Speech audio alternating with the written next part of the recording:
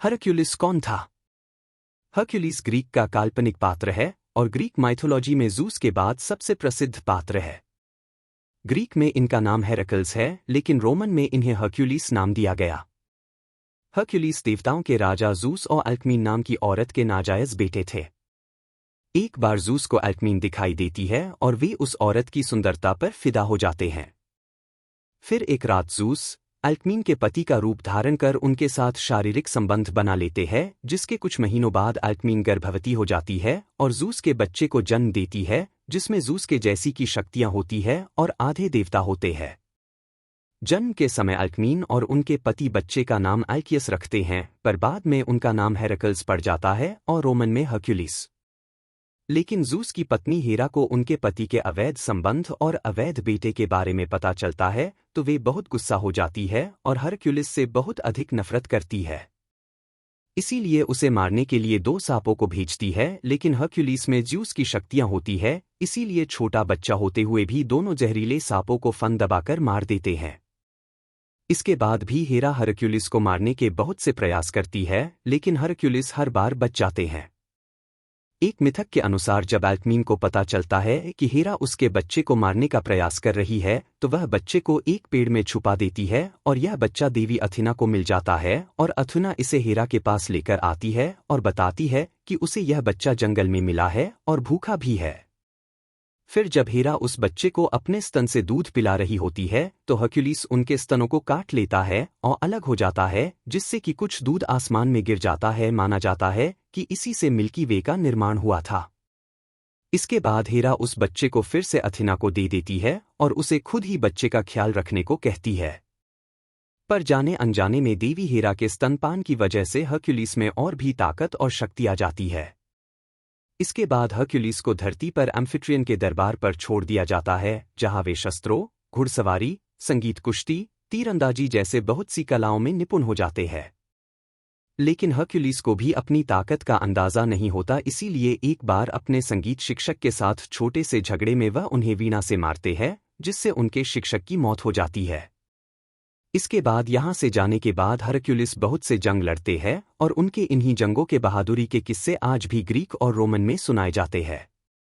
इन्हीं जंगों में से एक था जब वे थीबन योद्धाओं के बैंड का नेतृत्व करते हैं और मिनियंस के साथ युद्ध करने चले जाते हैं। मिनियंस बहुत ही शक्तिशाली थे और थीबन को हरा चुके थे, लेकिन हरक्यूलिस के नेतृत्व में थीबन युद्ध जीत जाते हैं और थीबीस का साम्राज्य फिर से स्थापित करते हैं।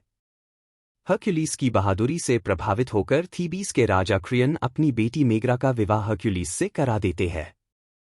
मेग्रा से शादी के बाद हरक्यूलिस हंसी खुशी अपना जीवन बिताते हैं और उनके 3 बेटे होते हैं, जो कि हरक्यूलिस के समान की ताकतवर होते हैं। हरक्यूलिस की वीरता और बहादुरी की गाथा चारों तरफ फैलने लगती है। पर यह सब हेरा को भी पता चल जाता है कि हेरक्यूल्स जीवित है और अपनी सुखी जिंदगी जी रहा है, जिससे हेरा को फिर से जलन होने लगती है और नफरत जाग जाती है।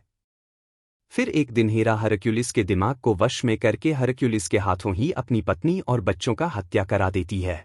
बाद में देवी अथेना हरक्यूलिस को इस वशीकरण से मुक्त कराती है। इसके बाद हरक्यूलिस को जब पता चलता है कि उसने कितना बड़ा पाप किया है, तो वे आत्महत्या करने की सोचते हैं। फिर सही समय और उनका चचेरा भाई थीसियस वहां आ जाता है और हरक्यूलिस को ऐसा करने से रोकता है और समझाता है कि उसे अपने इन पापों का प्रायश्चित करना चाहिए। फिर थीसियस उसे डेल्फी में जाकर उनके ही चचेरे भाई अपोलो, जो कि ज़्यूस के ही बेटे हैं और भविष्य के देवता है, उनके पास जाकर मदद मांगने को बोलते हैं। अपोलो, जो कि पहले से ही हरक्यूलिस से घृणा करता था, यह जानते हुए भी कि हरक्यूलिस ने यह जानबूझकर नहीं किया, फिर भी उसे बहुत ही मुश्किल व नामुमकिन सा कार्य देते हैं। अपोलो हरक्यूलिस को आदेश देता है कि उसे टायरेंस के निर्दयी राजा यूरिस्थियस के लिए 12 सालों तक काम करना होगा और 12 बहुत ही मुश्किल कार्य भी पूरे करने होंगे, और इन्हीं 12 कार्यों को 12 लेबर्स भी कहा जाता है। हरक्यूलिस के ये 12 कार्य बहुत ही मुश्किल थे, जिसे पूरा करना लगभग नामुमकिन था।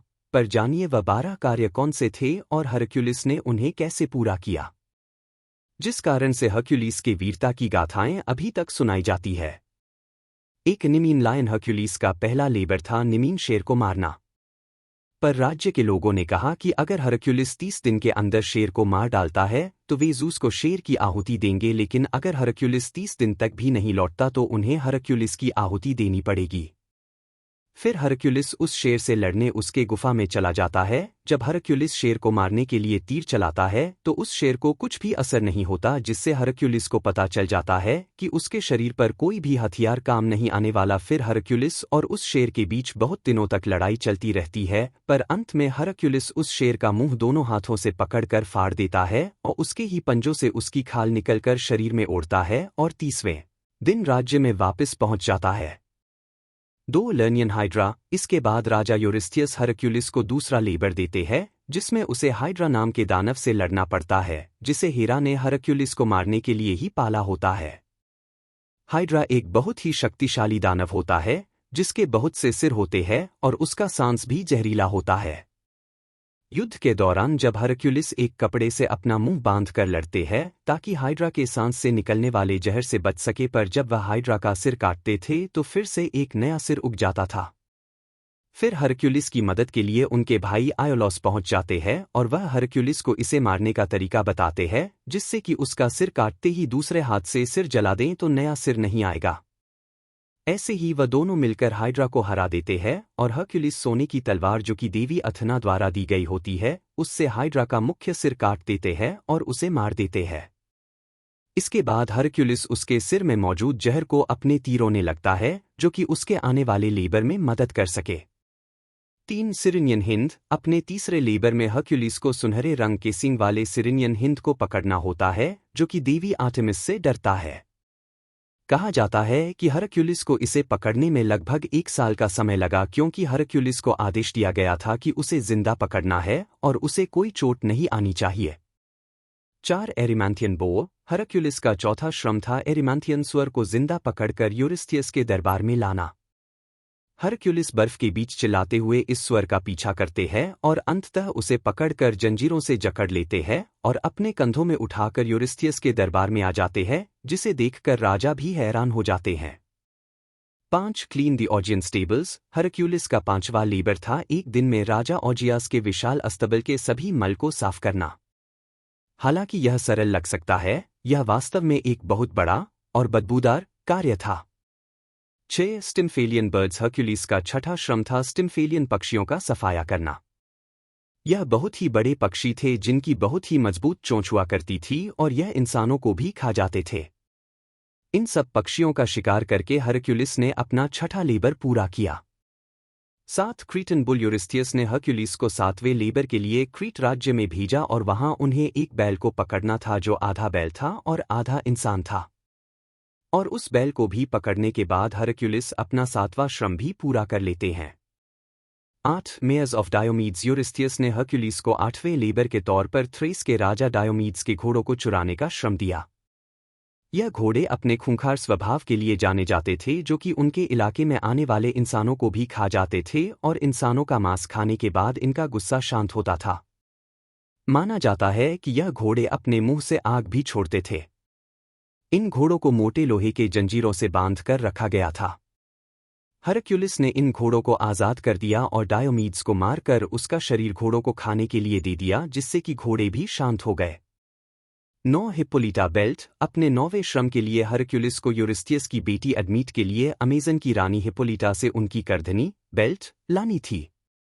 अधिकतर मिथकों में माना जाता है कि अमेज़न की रानी हरक्यूलिस से इतनी प्रभावित हो गई कि उन्होंने इसे बिना किसी तर्क के वह करधनी दे दी, जबकि कुछ मिथकों में कहा जाता है कि हरक्यूलिस ने रानी को मारकर वह करधनी हासिल की थी। 10 ऑब्टेन कैटल्स ऑफ गैरॉन। अपने 10वें श्रम के लिए हरक्यूलिस को एरिथिया जाना पड़ा, क्योंकि उसे गैरॉन दानव, जिसके 3 सिर और 6 पैर थे और मेडूसा का पोता था, कि मवेशियों को लाने का आदेश मिला था। हरक्यूलिस जब एरिथिया पहुंचता है तो उसे प्रहरी 2 सिर वाला कुत्ता ऑथरस मिलता है, जिस पर हरक्यूलिस जैतून की लकड़ी से जोरदार प्रहार करता है और ऑथरस वहीं मर जाता है। यह आवाज सुनकर गैरियोन भी हरकत में आ जाता है और 3 हेलमेट और 3 भाला लेकर आ जाता है और एंथीमस नदी पर हरक्यूलिस का पीछा करता है। तभी हरक्यूलिस हाइड्रा के विष वाला तीर गैरॉन के माथे में मारता है और हाइड्रा के विष के कारण गैरॉन वहीं मर जाता है। इसके बाद हरक्यूलिस गैरॉन के मवेशियों को छुड़ाता है और अपना 10वां श्रम पूरा करता है।